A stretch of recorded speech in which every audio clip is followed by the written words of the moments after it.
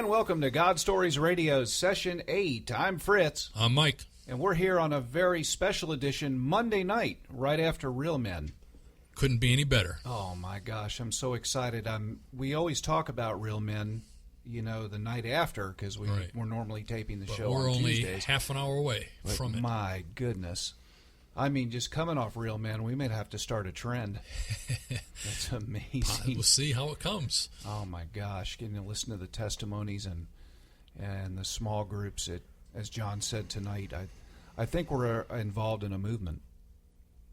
We're Very starting to much so. see a movement of men that are standing up for themselves. Mm-hmm. But we have a very special guest in the kitchen tonight, hence the special Monday night edition.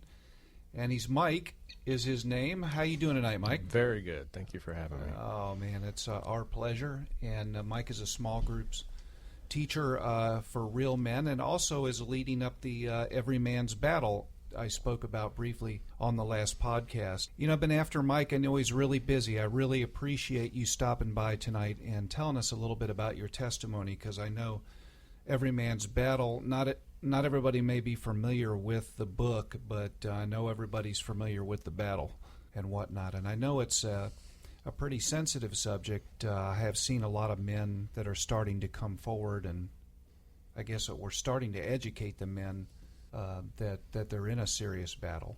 Right. And it still all comes down to talking about it, is the healing part of it. That's right.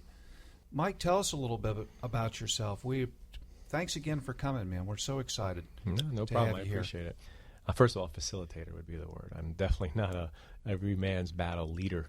I have read the book, and it has changed my life and my marriage and the way I live my life. So I figure the best thing we can do with that is to make sure other men see it, understand it, able to go through it, are able to talk about it, and one of the steps in doing that is removing the hidden part of it, which all of us tend to do, to hide things and to put it in the closet with all the things that we don't want to talk about. And as we drag it out and we talk about the hidden side of it and bring it out and be able to learn from each other and be able to talk about the battle, the plan that we each have to win the battle, and what it means to actually be in that battle versus living in a world that is, simply put, just evil when it comes to this stuff. I mean,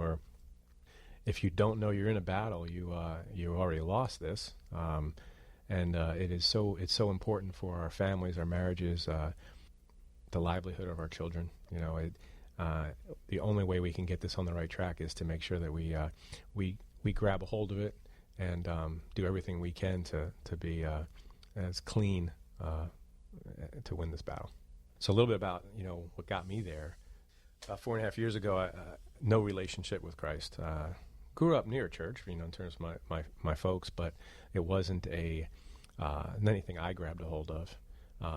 So 4.5 years ago, a couple of things came to a head, and my path at that point was definitely towards destruction. At that point, I'd been married, second marriage. So, I mean, I was already in the statistics of failed marriages, and I was well on my way to failing a second marriage, all due to me. But my path had pride, power, idolatry of sports, working out, friends. I mean, you name it, I put everything above my wife and family. And it's kind of it's kind of sad, because when you look back on it, wow, you know, if I could have got this sooner, I know I could have really influenced even my children in different ways. While I am now, it'd be nice to have some more time on that.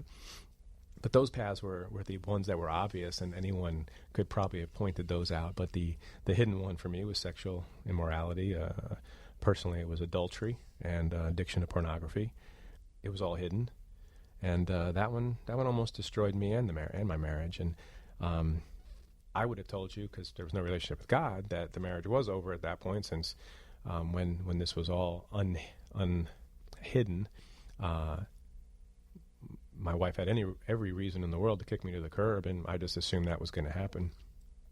But, God has a funny way of answering prayers. And my wife had been praying, has a relationship with God, and had one, and been praying for me and our marriage for years, not even knowing what she was praying for. She knew that she was praying for us and for whatever had to happen, but she didn't know what it was. She didn't know anything was going on behind the scenes like this. So she had been reading it, reading the Bible daily, praying. This is well over 5 years at the time when this all came crashing down, and she prayed for the change, and again, not knowing what it was that she was praying for, and actually, probably not sure that if somebody would have told her, yeah, you need to pray for these two things, she probably wouldn't have known that, and that's where God really, just He knows what the prayers are for, whether you do or not, and it's awesome to see Him work. God used His word and my wife's faithfulness to prepare her for my brokenness. We were at the counselor's office, and this was all Christian counselor, and this has all come to a head. It was all, as far as I thought over, and he asked, he had us separated. He asked us individually, what do we want from this? And when he brought us back together, he said again to me, what do you want from this? And I said, I just want to be clean, and I probably assumed at that point what clean meant to me was, I really don't want this stuff, but I also probably don't want the marriage either, with no relationship with God and not understanding all that, and and what's another failed marriage when you already have one?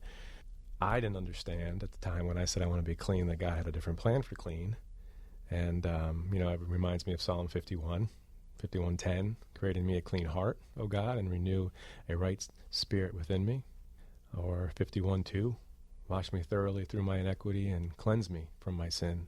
Mm-hmm. And I think He took that, I want to be clean, and everything at that moment pretty much changed when the therapist turned to my wife and said, what do you want from this? Instead of kicking me to the curb, she put her hand on my shoulder and began to speak to me for 20 minutes in a way that neither of us could really tell you what was said at that moment, but I can tell you when you look over to the therapist and his chin's on the ground, what she was saying and how she was saying it, and the forgiveness, what God wants from us, wants from me, and her saying she wants to give this a chance, did change me. And that's the moment I looked to 4.5 years ago as when I was saved.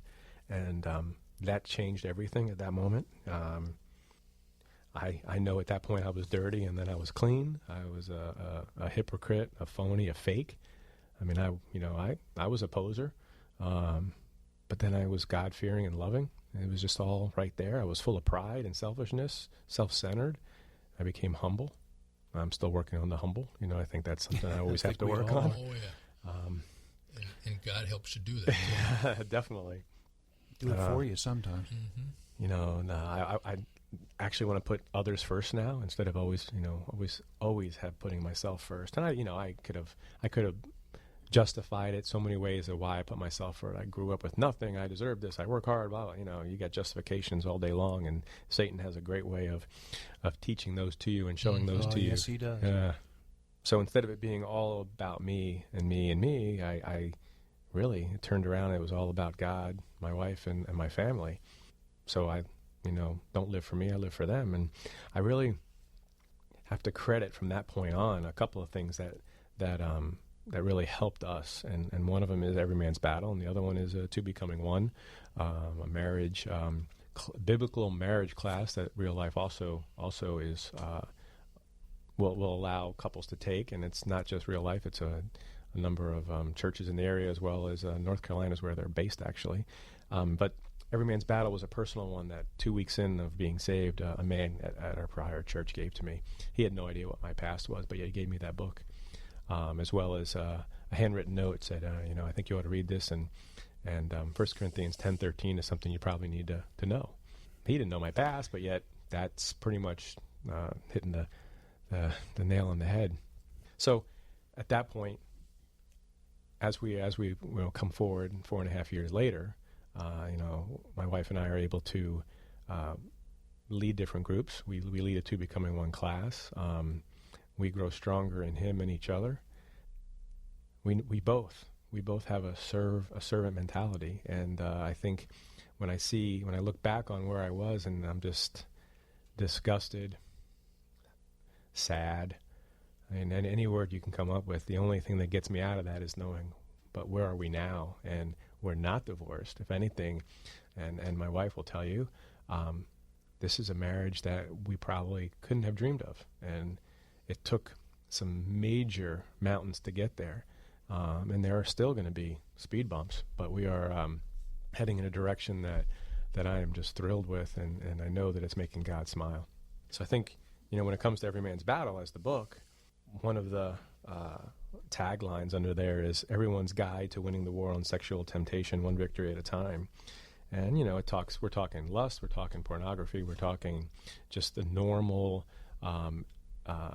sexual immorality that will approach every man in this world, whether you're a Christian or not.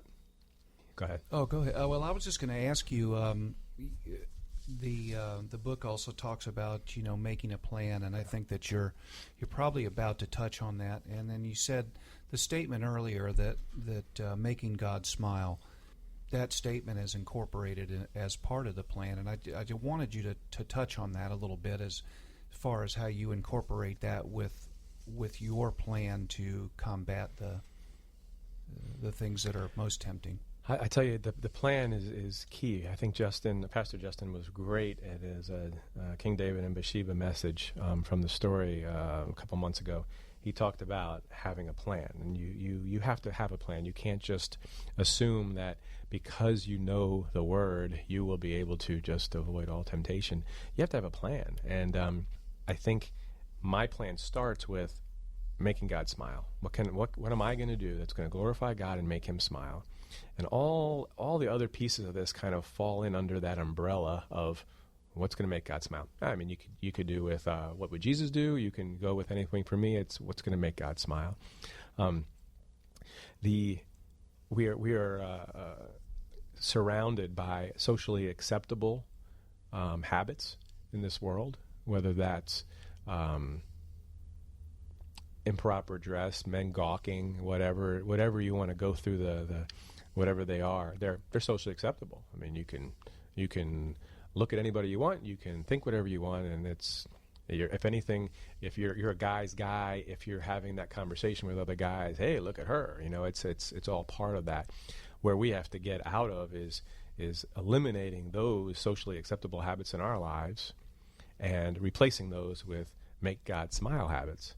And making God smile is not socially acceptable at times. Actually, it's not. It doesn't follow those same habits. You have to go against the grain. You have to be in the minority, and you have to make changes in your life that may actually look strange to others who don't understand what you're trying to do. But when you do it, and you can keep your that plan that you have to put together, man, He's smiling. Like back what you said about it being socially acceptable. And I've actually heard one of the men describe it as having scales over your eyes. And once you make that commitment to change, the Lord removes those scales. You are privy to, I should say, things that you've come desensitized to. The gawking, the looking, the staring. Gosh, with 50% divorce rate in the church, I just heard that today, Mike. Really? Yep, 50% divorce rate. So this is a rampant problem. I imagine a lot of it stems from that, sure. If you would, Mike, just talk a little bit about accountability and kind of what you had to do to make yourself accountable. Well, I think the word accountable is pretty self-explanatory. I mean, you're held accountable to God for everything we do. We're going to have a judgment day, and I do not want to stand in front of Him, and I have a visual of the DVR remote in His hand and Him going back and hitting rewind and hitting rewind and hitting rewind and pausing on things and looking at me, and I don't want there to be after that moment of I want to be clean. That's what I want that video to be. I want that to be a fast forward of Him smiling as, hey, good job, good job, good job, and not what it would be prior to that, which would be a look of disappointment in any father's eyes. So being accountable to him and understanding that this is all he's calling us to do. It doesn't matter what the rest of the people in this world are doing. He's called me to do something that I have to live my life accordingly. And there are a number of things you do. The accountability of whether it's a software package, whether it's having a men's group, whether focusing more of your time in the Word than in the newspaper or in magazines or in whatever. It doesn't matter.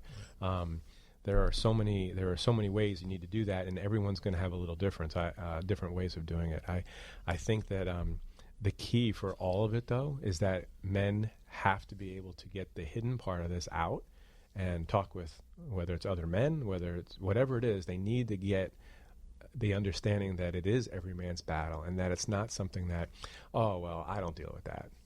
Because that's where the socially acceptable is. They don't deal with it because they don't realize it's a problem. Exactly. And I spoke to John Durham about that last week, about having safe haven for men to confide in other men, to have a place to go.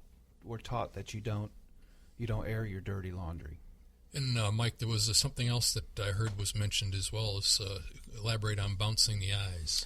Yeah. So Every Man's Battle. The author is two authors, and they do a great job of talking about the things they have dealt with and how they've what tools and methods they've created to combat that in this world. And bouncing the eyes is a huge part of this, because there is no way for you to walk this earth without having stuff thrown in front of you, unless you close your eyes, right? That's it. And you're not going to be able to walk if you do that. But you have to be able to look away, and that is called bouncing the eyes. I mean, if I have a split second of, that's not what I'm going to be looking at, and I bounce away in that split second and communicate with God from that moment on, going, oh, Lord, thank you again for giving me not only the speed to look away, but the desire to look away, the desire to please you, the desire to honor my wife. All your past thoughts are gone. You're already forgotten that you were even bouncing, and you're like, this is great, Lord. Thank you for what you've provided me and given me. And typically, if you can tie two becoming one in that, what you end up with towards your, in your prayer is, you've given me a gift. It's my wife. I accepted that gift, and I'm grateful for that gift, and I'm going to treat that gift like whether it's fine china or whatever's the most valuable possible possession can be, but that's a gift you've given me, and I'm going to glorify you and honor her. And bouncing the eyes is part of that. There's something that's going to be something that you do just to be able to live and walk through life. And that's not I'm looking for 5 seconds and bouncing my eyes. That's a immediate. There is no waiting time. There is no chance for any kind of look, whether it's a billboard, whether it's a newspaper ad, whether it's an internet ad. Doesn't matter. Doesn't matter what it is. It could be a person. Could be somebody walking in the lobby. It could be anywhere, anytime. You have to have a plan to bounce your eyes. And you've been labeled yourself as kind of an extremist at this. With your past, you've had to really grab a hold of it, take an extreme course of action. But for the listener out there that's listening right now and saying, you know what, that's me, what would you suggest would be the next step to somebody that's listening out there, possibly not local to us where they can plug in, but what would you say would be the next step? Well, I think if anyone wants to change, and part of what's funny about this is I think as you get into Every Man's Battle, you realize there are so many other things that we just do on a normal course of the day that we don't even realize, and that's where that scales, the scales off your eyes. Right. And if somebody's having these problems and they know, wow, this is my story too, what do I do? The first thing is you got to turn to God. You got to turn to prayer. You have to have a commitment to Him to say, I need you to change me because I can't change on my own. But with you and with your leadership and with your guidance and with you opening my eyes to what I should be doing, by giving me things, books like this, Every Man's Battle, men's small groups, people older, wiser who have already gone through it that I can talk to, those changes happen. I'm an extremist, so it's kind of all, the the all or none is you have no choice in that. It is all or none. You can't just say, well, I'm going to bounce my eyes, but I want to look at R-rated movies. No, that's not the way this works. I mean, you got to make a choice that you are going to change everything, and in doing that, finding other men that you can talk to. Whether finding if you feel a Christian counselor, you need to expose the hidden parts that you've had in the closet for too long. Well, I was one of those guys that was oblivious to having a problem. And what opened me up to the fact was when I gave my testimony a couple of weeks ago and God showed me those scriptures. You know, you flip over to Mark and you read all those portions in red where he says, you know, ask anything in my name, just believe and you can receive it. And I would ask the Lord, what is the missing ingredient in my life? Why don't I see these things manifest? I've given you everything. I feel like my heart is 100% dedicated to you. What is the missing ingredient? You know, not to make it sound like a puzzle or a pizza or anything like that. God drops his book in my lap, and somebody turned to me and kind of similar to what happened to Mike, didn't know my past and just said, are you going to go to that class? Mm-hmm. He's good at doing that. And I went, well, I guess so. And I committed to go to the class, you know, and I'm glad that men are stepping forward and willing to educate. I'm glad we had Mike here tonight to talk about it. Oh, absolutely. More information, Mike, on the class. For Every Man's Battle, the study is on the Real Life website. You can find us there, and we're in the middle of one study, but I'm guessing we're going to be starting another one in a couple of weeks, just because this is we're getting a lot more interest as we continue to go forward. I'd like it to be something that kind of coincides with two becoming one. I mean, I really do feel like this is there's two pieces. You know, it's my battle, but it's also my marriage and what I'm going to do with it going forward. So I think if you can do Every Man's Battle and you can do Two Becoming One, you have just, wow, what a sword and a shield. Wow, exactly. Absolutely. Your wife is very much in the battle. That's right. Very much a part of that battle. She's definitely part of it. No doubt about it. My wife gets the mail. I don't get the mail. She cleans the mail up and hands me the stuff I need. And we have an app for the phone or for the computer called pluggedin.com movie review. We don't go to any movie that hasn't been filtered through our pluggedin.com. We'll go in and we go right down to sexual content, and if it passes sexual content, we go down to crude language. If it passes that, then we'll go. And some weeks, if we decide we're going to a movie, we may go see a cartoon, because that might be the only thing left after you're done with pluggedin.com. Or the old westerns like you talk about. Yeah, the old all westerns the are my favorite. I love DVRing old westerns. They're just great. There's nothing, I mean, okay, there is a little death, but it's not like the movies nowadays. I mean, I like this stuff. It's good. Oh yeah, yeah.